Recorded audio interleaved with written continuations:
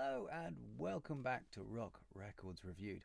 My name's Adam, and this week we're going to take a look at the top 10 albums made by guitar rock legend Jeff Beck. Now, Jeff Beck is one of my favourite musicians and I think a really interesting artist. He was born in south of London in 1944 and went on to, of course, be one of the guitar players in the Yardbirds. The Yardbirds were a breeding ground for great guitar players, Eric Clapton, Jeff Beck and Jimmy Page. But he didn't really go on to achieve the kind of same international recognition and stardom that they did. And I think there are a number of reasons for this. First of all, he never really had the sort of vehicle, the musical group that Clapton had when he went on to do Cream, that propelled him to superstardom, and of course Led Zeppelin with Jimmy Page. I think also Jeff Beck, as an individual, he seems quite... he seems to have sort of a pathological reaction to stardom. He's made decisions along the way which have probably held him back. For example, he left the Yardbirds in the late 60s in the middle of a huge North American tour. He bailed out on Woodstock with the Jeff Beck group, and I think things have been very different if he'd have ended up doing that. And he's also made a lot of lineup changes with his bands and acts over the years.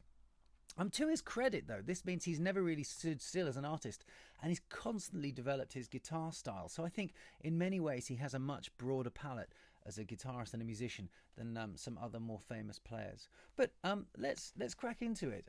Jeff Beck, top 10. So at number 10, There and Back from 1980, his third solo album, studio album. This was produced by Jeff Beck and Ken Scott, who some of you may know worked with David Bowie in the early days. Now, this is a modest Jeff Beck album. There's nothing on here that really sort of leaps out, listen to me, listen to me. But you can hear him sort of developing his style and trying to move with the times into the 80s on this record. And so it's a good representation of how Jeff Beck is always kind of trying to move forward. The sounds and the rhythms on here, you can hear that he's got one ear on the 80s and he's desperately trying to find where the guitar is going to fit into all of that. The most famous tracks on here are sort of Pump, Too Much to Lose, and Star Cycle. Star Cycle was used as the soundtrack to an early 80s British music TV show called The Tube, which many of you may remember. But it was also used in North America as the soundtrack to a wrestling show. Yeah. At number 9 from 1973, Beck, Bogert and Appice. So the Jeff Beck group had disbanded by this point, and looking for a vehicle, Jeff decided to put together a supergroup of his own, a power trio to rival Cream or whoever he was trying to rival. And he got in Carmen Appice on drums and Tim Bogert from Vanilla Fudge, both of them from Vanilla Fudge. And the results are really interesting. This is a real kind of hodgepodge of an album. It's a bit all over the place stylistically. 1 minute it sounds like West Coast rock. The next minute it sounds like sort of very, very thunderously heavy blues rock. A lot of it sounds like Cream, it has to be said. There's a nasty version of Superstition on here. Superstition, of course, the Stevie Wonder song, which was actually co-written with Jeff Beck. But Jeff Beck didn't get any credit for it. And this is a running theme in some of Jeff Beck's early stuff. He just never quite got the credit he felt he was entitled to on certain things. Some of this record is very, very loud. And some of it has to be said, is very derivative, but it's still an important album on the way in Jeff Beck's career, and a lot of people still love it very much. At number 8, Jeff's fifth solo album from 1989, Jeff Beck's Guitar Shop. In the mid-80s, Jeff made an album called Flash, which was very, very 80s sounding, and I don't really get the feeling it's where Jeff wanted to be with his music, and I think he kind of went into exile for a few years. Well, he was tempted out of exile by his record company when they sent him the album cover artwork, which was the picture of Jeff working on a guitar as if it was a car in a garage. Now, this really appealed to Jeff's senses because he loves working on cars and hot rods, and he looked at the album cover and he said, right, that's it, I'm going to make another record. This is perfect. So the result is Jeff Beck's Guitar Shop. And it's another trio, but it's a trio with a difference because he got in Terry Bozzio on drums and Tony Hymas on keyboards. So there's no bass on this album. It's a power trio with a difference. All the bass is covered by the keyboards. The result is a really, really great guitar album. The most famous tracks on here are a Big Block, which is a guitar rock standard that Jeff plays live to this day, and a beautiful Where Are You, which is one of his most affecting pieces. Behind the Veil is also on here. These are all standards now in Jeff's live show. He really sounds kind of re-energized on this album, I think. And in fact, he won Grammy for Best Rock Instrumental Performance that year. At number 7 from 2016, Loudhailer. Now, this was his 11th solo album. This is a really interesting record with a sort of interesting backstory, because Jeff was at a party being held by Roger Taylor from Queen, and there he met Carmen Vandenberg and Rosie Bones, who are the two key founding members of a band called Bones, or as they're called in America, Bones UK. And they got on really well, and they persuaded Jeff to come and see them play a show in Camden, and he did. Went to see them and was blown away at their kind of anti-establishment statement songs and their sort of punky, aggressive attitude. And he invited them to write some songs with him. So, fueled on lots of Prosecco and a roaring open fire, the three of them got down to writing what became Loudhailer. And this is a real statement record. It's a really good example of Jeff Beck sidestepping expectations. Who thought he would ever team up with a couple of very young punky rock girls and make a record? Well, it's a really good record. The best tracks, I think, sort of Revolution Will Be Televised, Oil, Scared for the Children's a lovely song. Some people can take or leave Rosie Bones's vocal stylings, but I really like it. I think it just adds to the atmosphere and the individuality of the record. Well worth checking out. At number 6 from 1972, the fourth and final album by the Jeff Beck Group, called The Jeff Beck Group, or more famously known as Orange, and you can probably see why from the graphic up there. This was produced by none other than Steve Cropper, the guitar legend from Booker T and the MGs, and many other sessions. Now, this has got Bob Tench on vocals and the legendary Cozy Powell on drums, Max Middleton on keyboards, and Clive Chaman on bass guitar. Really cracking lineup. There's lots of covers on this record. There's Dylan covers, Stevie Wonder covers. There's even Ashford and Simpson cover on here.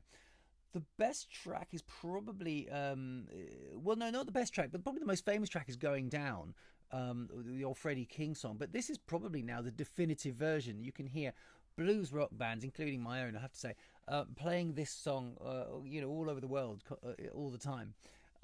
We don't do it anymore; it's too common. But we had fun when we did. It's a great track, and this is a really cracking version. But also, there's definitely Maybe on here, which is a really great example of, again, Jeff's innovation, where you have these three intertwining maudlin guitar lines working together, which he recorded without hearing the one before. He couldn't remember what he did, so he just sort of worked them all in off the cuff. It really works. It's lovely. At number 5, the second album by the Jeff Beck Group. So this is Jeff Beck Group Mark 1, and this album is Beck-Ola from 1969. What you need to remember with the Jeff Beck Group is there's two incarnations. The first with Rod Stewart and Ronnie Wood and Mickey Waller on drums, and the second with the lineup I was talking about earlier with Bob Tench and Cozy Powell and co. So this is from 1969, and it's heavier than their first album together, Truth. There's a couple of Elvis covers on here, and the wonderful Plinth, which is a great track. Rod Stewart's in cracking form. Rod Stewart is much maligned over the years because of his image, but in the early years, he made some brilliant albums, and I will be doing a Rod Stewart show at some point. You've also got Nicky Hopkins on piano, who's going bonkers on piano on this album, and it's great to listen to. He's a wonderful piano player. One of the albums, this and Truth, they really did help pioneer that early heavy metal sound. They were hugely influential, and many people thought that Led Zeppelin ripped this album off. The truth is, Led Zeppelin had been touring their style for a long time before this album came out, so that's not entirely true, but there was quite a push and pull of who did what and who started what in the early days between Jeff Beck and Jimmy Page, who, funnily enough, come from the same part of the country and are to this day very, very close friends. It was on this album that Jeff Beck bailed out of Woodstock, and I think his story would have been very, very different had he ended up doing that show with the Jeff Beck Group and been in the film and been on the soundtrack album. And not long after, he had a car accident, so he went into hibernation for a while. At number 4, from 1971, the third album by the Jeff Beck Group, Rough and Ready. So again, this is with Max Middleton and Bob Tench and Cozy Powell. This is very much sort of the jazzier, more soulful side of rock music. I love the vocals all the way through this album by Bob Tench, and it's the introduction of Max Middleton and Cozy Powell. And God, these guys can play. I mean, there's a real sort of there's a real love of playing together on this record. You know, as a kind of knowledge and a wink to each other that, you know, we can really play and we're really enjoying ourselves, but we're not overdoing it. They're not overindulging themselves and going overboard. I think this is the album on which Jeff Beck wrote most original stuff. He's got more original songs on this album than any other he's done, and I really like it. You know, there's some great songs on here, particularly the opening album, Got the Feeling, and the superb I've Been Used, which is one of my favourite guitar introductions of all time. So like I say, there's a lovely joy of playing on this record, but it is definitely the sort of jazzier, more soulful side of rock music. Then number 3 is from 1976, his second solo album, Wired. Wired, he'd been working with George Martin on Blow by Blow, and they started working together on this album, Wired, but for some reasons I can't quite remember, George Martin couldn't finish the record. And Jeff Beck was a huge fan of the Mahavishnu Orchestra with John McLaughlin on guitar and Jan Hammer, no less, on keyboards. And Jan and Jeff had become friends, and Jan Hammer came in to complete this record. And there's some really great bits of music on here. Most famous on this record, certainly for Blue Wind, which is a track that Jeff still plays live a lot. Lead Boots, which is a sly nod to Led Zeppelin and what they may or may not have stolen from the Jeff Beck Group around this time, or earlier rather, a few years earlier. But the outstanding piece of music on here is Goodbye Pork Pie Hat, which is an absolutely astounding guitar reworking of the Charles Mingus track. It's absolutely beautiful. It's, you know, touch, feel, dynamics, it's all there, and I strongly recommend that any of you guitarists out there, if you haven't listened to it, you go and do so immediately. This is very much kind of the brother or sister album to Blow by Blow, and it does kind of continue where Blow by Blow left off. So you won't be surprised to know that my number 2 record in my Jeff Beck top 10 is from 1975, and it is Blow by Blow. So this is Jeff's first solo album, and like Wired, it's an instrumental record. And I think that's key, because this is where we really start hearing Jeff Beck develop as a musician. Without the vocalists and the vocal lines to work around, he can really spread his wings and experiment and do all sorts of sonic and texture and phrasing things. And so as a guitar player, this is where I really start listening for something different, and it's all there. The clue of the style of this album is in the title, because Blow by Blow refers to the sort of jazz licks that the jazz players used to trade. One blow, and then another would blow, and then another, and they'd be trading these jazz licks as they were playing their music and improvising. So this is very much a jazz fusion album. It's a superb jazz fusion album. It's beautifully produced by George Martin, and it is a guitarist delight. Scatterbrain is an insane piece of guitar music. 'Cause We've Ended as Lovers is Jeff Beck's famous reworking of the Stevie Wonder track. Freeway Jam is another Jeff Beck standard, and it's a very sort of fun reworking of She's a Woman, the Beatles track, which I like very much. I think this is an essential album for jazz rock lovers and guitar players, certainly, as one of the references to go to. But my number 1 Jeff Beck album is from 1968, and it's Truth. This is the debut album by the Jeff Beck Group. So just to recap, this is an album he made with Ronnie Wood on bass, Rod Stewart on vocals, and Mickey Waller on drums. So Jeff had left the Yardbirds to go solo. Again, one of the, and that itself was a sort of contrary thing to do because the Yardbirds were very, very successful at the time. And he had a solo single deal with Mickey Most, famous English record producer. And one of the results of that had been Hi Ho Silver Lining, which is a famous song that Jeff himself thinks is a little bit throwaway, but it's still an important part of his back catalogue, I think.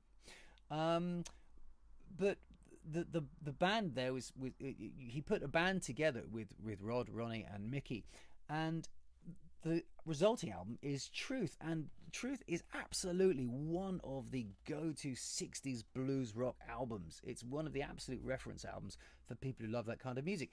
If you love Cream and if you love Led Zeppelin, you must be investigating Truth by the Jeff Beck Group as well. On here you've got Morning Dew, which had been a hit for Tim Rose a few years earlier in '66. Shapes of Things, a reworking of a Yardbirds tune, and Beck's Bolero, which Jeff Beck still opens all his shows with, and was actually written, or Jimmy Page claims he wrote it, but there's some controversy about who actually should be getting the credit for it. This is normally the Jeff Beck album to go to if you're a blues rock fan, and it's been hugely influential. I mean, there are so many players have cited this album. Joe Bonamassa, Mike Campbell, Slash, Brian May, Joe Perry, and many, many others all cite this album as a huge influence on their playing and on their music. So if you like those players and want to hear where they got so much of their inspiration from, then this is the album you should be going back and listening to. So that's my Jeff Beck top 10. Now, he's such an interesting artist that he's made many, many other great pieces of music on other records, which are perhaps less consistent than the 10 here. I'm thinking immediately of Emotion and Commotion is got some really good stuff on it. Jeff Beck's Rock and Roll Party is a really fun record. I mean, listening to Jeff Beck playing Apache, I mean, wow. And then there are just bits of music here and there, like his version of A Day in the Life is astonishing, and Nadir, which is I talked about before on the guitarist episode, one I think of the best piece of guitar playing I've ever heard.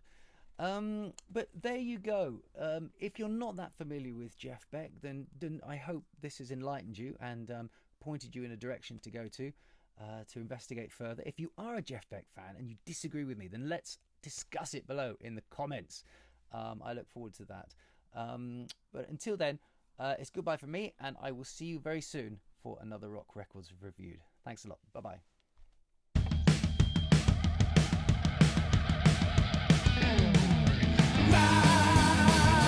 Records Reviewed.